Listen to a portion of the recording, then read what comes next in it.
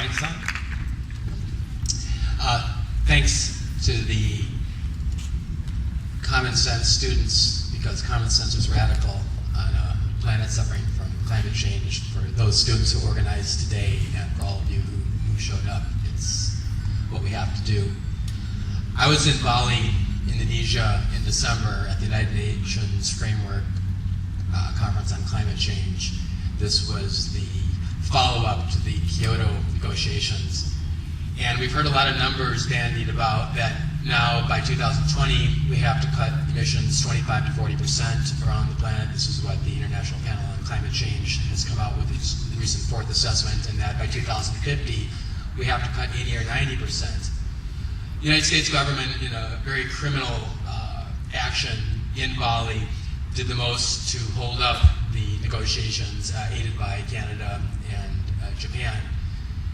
And the interesting dynamic that was going on there, a lot of us remember here, we've heard it in a lot of activist movements, no justice, no peace. We certainly remember it when Ellie burned many years ago. Well, the same issue applies with climate change, because what was going on in Bali was a situation where, imagine you're on a planet where a couple of the countries, small portions, have already used up most of the atmosphere, have already created so many emissions that they're responsible for 70, 80, 90% of the problem. Now, as a whole planet, we have to cut. But the people who have been responsible for most of the problem are telling people who are in poverty, who can't yet sustain themselves, that they have to cut their emissions the same sort of levels that the countries that have produced the problem have done. Well, that doesn't wash. And the United States tried to craft the final negotiations in Bali in a way that said to these smaller countries, you know, imagine you're a mother with a few kids, and right now you're out gathering wood, and you're hoping someday to have kerosene and to have some lighting, and maybe someday to have refrigeration, and you're supposed to cut your emissions 70 or 80%? So we went through these negotiations there, and it got to a point where the UN principle, which is the idea of having common but differentiated roles and responsibilities, meaning that each of us in our own domestic situation, and internally to that domestic situation, because in each country there's the global wealthy and the global poor. It's not just in the global north versus the global south, but within each country as well. We had a fight in those negotiations on the final day to finally have a phrase that didn't just say that the northern countries had a right to take into account their own domestic economic needs while dealing with climate change, but actually for the southern countries. And amazingly, it took a final amendment, the final afternoon, a half day while we were into negotiations by China and India to add that sort of equity. And then the United States said, well, that's not fair. That's imbalanced incredibly, because the United States was trying to play the game against China and force them, even though they have less than 10% of their people living in a basic level of survivability and sustainability and economic health the way maybe 98% of our people are. But the United States was trying to play a game against them. Well, finally, with every other country on the planet telling the United States that they were wrong, because the United States was saying in the last afternoon they were going to vote no on the final agreement. Papua New Guinea came out with that argument and said that if you're not willing to be part of the solution, then get out of the way for the rest of us who are part of that solution. And finally, the U.S. caved in to the pressure from all these countries around the world. So where we are now is that the climate negotiations are moving forward. By 2009, the expectation is that's when the next post-Kyoto agreement will happen. And people around the planet are basically saying, now let's leave a little hole in the global negotiations and wait for the United States administration to change. And fortunately, it's got to be somebody better than the Bush administration, whoever it is. I mean, personally, I'm a Green Party member. I'm supporting Cynthia McKinney. I think the Green Party president would give us the best goal and a firm commitment to actual emission reductions. But whoever we're going to get is going to be better. And in terms of what you can do, in the end, you have to be willing to vote for folks who are willing to come out for firm targets, not voluntary, but for firm targets. And in a country like ours, 30 to 40% by 2020, much higher down the line. People who are willing to reject this nonsense cap and trade approach that Schwarzenegger is pushing and that the EU is doing, where you can still buy and sell the right to pollution, and that wealthy countries and companies can avoid doing their part, and instead implement a carbon tax. So when you're dealing with these presidential candidates this year, and when you're talking about who you're going to send to state legislatures and to Congress, you have to remember that to deal with climate change, you have to change the climate in the legislatures. And probably the key instrument, because what Kevin and myself and others were able to do in Santa Monica, we have a very unique political situation here in Santa Monica with a very progressive voting base because we've had rent control. But we can't expect that sort of thing nationally out of these folks without a whole lot more pressure and without holding your vote away from these folks unless they're willing to really go with the kind of policies that are going to get us change. I don't know how many of you have ever heard of a carbon tax. Okay, and this is an educated audience as far as climate change is concerned, but it's not in the media. The major party candidates don't talk about it, and what it is basically this. We are all interconnected. We're part of one planet. That's a deep ecological truth. And unless we internalize those interconnections in our social, economic, and political institutions, they will not produce sustainability and justice. What a carbon tax says is that the carbon content of economic activity, i.e., what we're doing to the climate, has to be included in the cost of goods and services. If you do that, what happens is that environmental practices become more economical, and environmentally destructive practices become less economical. So what happens is the engine of your economy, every purchase that you make, goes ahead and operates as an engine to try and deal with climate change. At the same time, it's in our current economy, it's expensive to work because we tax income, and it's cheap to pollute because we don't have a carbon tax in place. So it's not surprising that people, we're dealing with this mortgage crisis now, but there's less and less money in people's pockets. It's not surprising that our economic system right now makes it harder to do this because we're making it harder to work. So instead, what would happen with a carbon tax is you raise the taxes on pollution and you lower it on work. All of a sudden now, you can be employed by ecological businesses, keep more money, which is ironically a Republican principle, but they're not the real conservatives. The Greens are the real conservatives because we bring in environmental costs up front. So now you get to keep more of your income, but you do it in an economy that actually is rewarding the right goods and services and practices. But the chicken politicians who won't say the word tax and won't bring up a carbon tax are helping to kill this planet. Now, the other thing that I'll say about policy here in California is, Kevin talked before about too many people living in one space and the righteous kind of practices that we have to do to try and live better with too many people in one place. The land use policies in this state, how do we handle the growth, are absolutely critical because the sprawling way that we have allowed ourselves to develop and having more and more people live further east and trying to commute in, and we're not talking about just in LA, but people in Riverside trying to commute in. Is there any vision? Have you heard anything from our state assembly members or state senate members or the people who run for governor on trying to have a comprehensive land use and tax plan in this state? Here's the thing. I'm on the Southern California Regional Comprehensive Plan Task Force, and one of the things we're looking at is this. When we look at our tax system, and this will be my last point, currently what happens is, with more people in the state, that increases the value of land.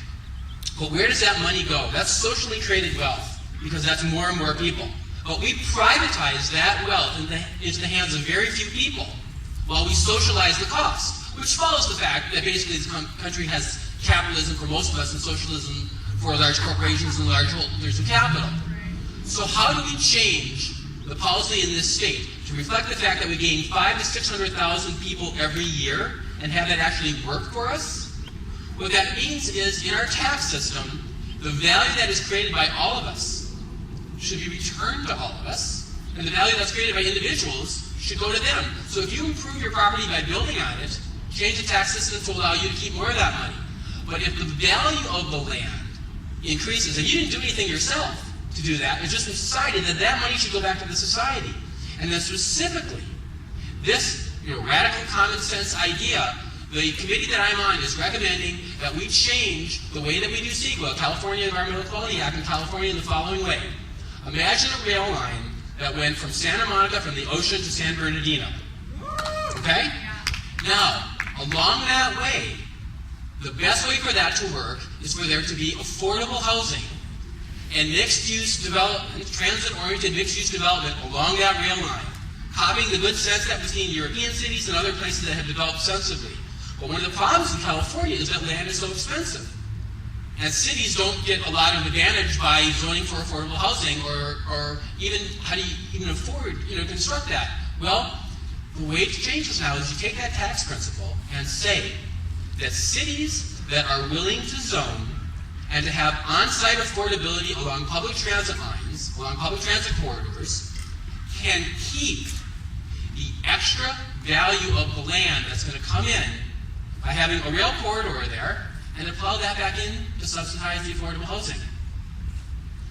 Now suddenly, we've accomplished our ecological goals, our social justice goals. People can live closer to work, they can live more affordably, you don't force people to commute a long way in, and we've returned the socially created value that goes with increasing cost of land to our society to accomplish those sort of goals.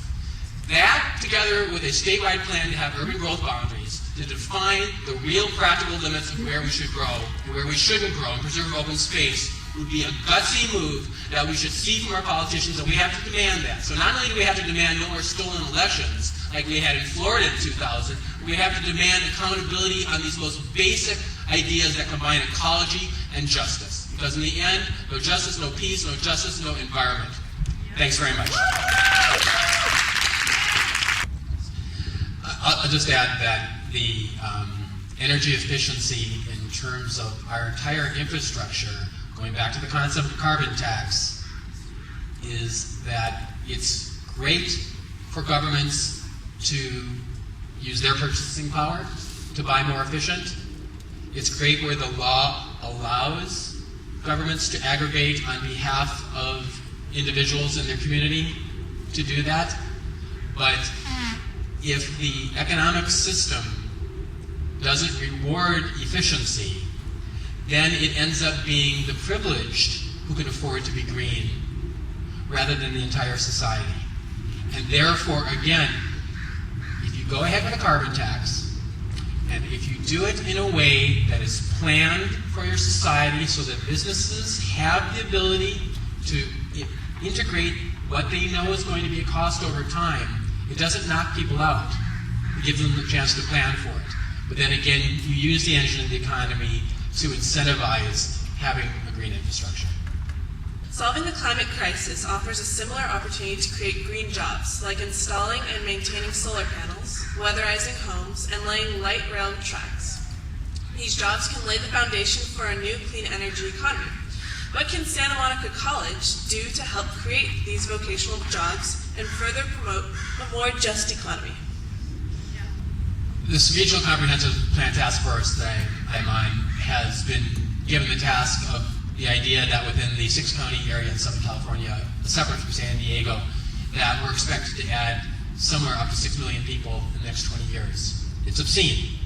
Now, obviously, mixed-use, transit-oriented development can cut down a lot of the energy use. But in addition, we need to have leadership to be looking at regional-wide green building standards. And ultimately, we have to look back and say, how many power plants do we have now? If we're going to add any more power plants, they have to be renewable. What amount of energy can we really afford to use and also cut down on climate change? And at that point, get to some threshold amount of energy of renewable plus cutting back the fossil fuel uses, and then say, with this many more people and this much more housing that we're going to have to build, how much energy can we dedicate to that? And at that point, green building standards that say new construction has to be efficient enough to use no more energy than is necessary to deal with climate change must become the law in this state. That's, again, when we look at state assembly, state senate, the governor, folks who are running for those offices have to be willing to say new construction either will be green enough to deal with the climate change or it isn't allowed in California. And then, when you're talking about the jobs, in addition to doing that with new construction, the energy efficiency retrofitting of the existing, not tying ourselves to all the goods movement, which is the current mindset of all the new jobs in Southern California are going to come because we're going to have more and more and more stuff coming from the ports. That's not sustainable in the long run. But energy retrofitting, what we already have in this region, that is small business, that's community to community, that keeps the money in the region and it circulates locally. That's a green, very democratic with a bottom D sort of approach to this economy in this area. I'd just like to piggyback on one final point that Kevin was making before about public financing and the policy about requiring corporations to be responsible for the life cycle of their products. Earlier I asked how many of you had heard of carbon taxes, and maybe it was about 35%. How many of you have heard of proportional representation in instant runoff voting? Okay, 10%. Folks, the reason why Germany already has the kind of policies, not all of them, but many of them that Kevin is talking about, is that Germany has a more civilized electoral system. What we have here is in every gerrymandered electoral district, one party gets elected, no other party gets representation. Unless you vote for the winning party, you don't get a voice. Most civilized democracies around the planet have a system where if a party gets 20% of the vote, they get 20% of the seats. That means every element in the society gets a seat at the table. That's called proportional representation. That's real democracy. It's not the top-down nonsense that we have in this country. And then for single-seat races, like president or governor, other countries allow you to rank your choices. So Kevin mentioned Ralph Nader before. Imagine in 2000, if you were against state killing, i.e. capital punishment, you wanted to vote for Ralph Nader #1 and Al Gore #2, and send Al Gore, who didn't have the guts to come out for a moratorium, let alone a ban on capitalist punishment, and vote for Nader #1. Our current system says, oh, don't do it because you're going to get a spoiling dynamic. But if you have instant runoff voting, and you can rank your choices, and if your first choice doesn't win, then your vote goes to your second or third until there's a majority winner, now the person who you really believe in, who's progressive on climate change or these other issues, gets 10, 15, 20% of the vote. They get included in the debates, and you as a voter have a choice to express yourself more directly. The countries that did the best in Bali on climate change were the countries that had proportional representation and instant runoff voting. And if we're going to reform in the long run, because we have to go until 2050 and beyond to deal with climate change, then long-term electoral reform, not just public financing, because public financing in winner-take-all districts is still not going to get us where we need to go. We need to reform the system. The fact that many of you have even heard of these electoral reforms shows that the same corporate America that Kevin was talking about that keeps us from having product choice also keeps the media from talking about these kind of electoral reforms. We have to demand these changes because we as voters have to have the voice. Thank you. Right now I'm building a off-the-grid house in Oregon, and I have a little panel on my wall that tells me exactly how much electricity I'm using. It sounds like you all have some wonderful ambitions and a lot of big projects. You're talking about how difficult it is to install panels and all this. How about just installing in the homes we already have a way of us knowing how much we're using and how much each of our appliances are using? Two things. If I was governor, I certainly would at least have the analysis to see what it would cost to include that in new construction. Retrofitting existing is another story, but it probably wouldn't be that hard to do. The companion piece, however, which we don't have in this state, how many of you heard of net metering? God, I mean, it's, you know, and it's not anybody's fault, but again, the mind-numbing lack of coverage of ecological reality in the society.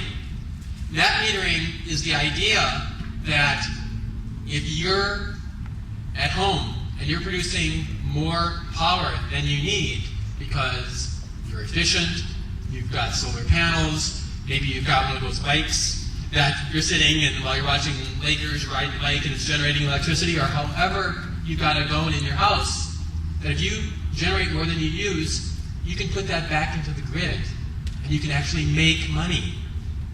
We all can be energy producers. In the long run, there are going to be cars that have solar hydrogen that can produce power and put it back into the grid.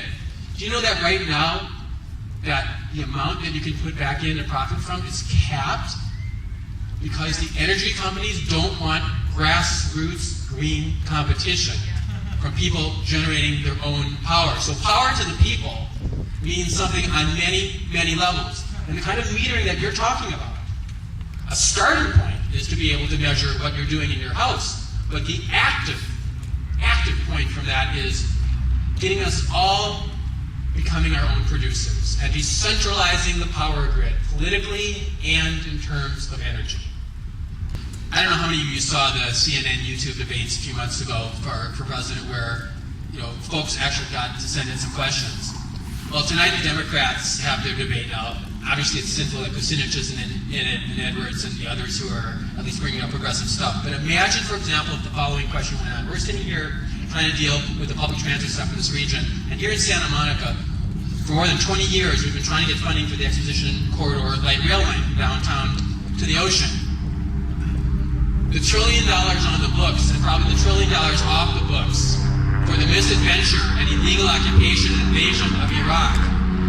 Imagine, had we had a U.S.-based Marshall Plan to take that kind of money and build light rail systems across this entire country, we could be done. We could be done in the last 15 years with that kind of money and have the entire infrastructure in place and not have, most of our climate change goals, we could be most of the way there with that kind of money. We need $800 million for our line in Santa Monica. We're spending how many billion a week over there occupying that country and trying to tell people who've been around for tens of thousands of years how to live? So if tonight, if we had had that kind of question at these presidential debates and put in the real infrastructure costs of U.S. intervention around the planet versus having a real plan here to build the kind of public transit infrastructure, imagine if people like us got to ask those sort of questions. And that comes from us owning the media in the long run. Those are the kind of change we need to really have, again, to be able to deal with climate change. Thank you, Mike, for making that connection. And I really appreciate all of the technologists who come to speak to us as students here on this National Day to focus the nation on climate change solutions. Once again, I appreciate it.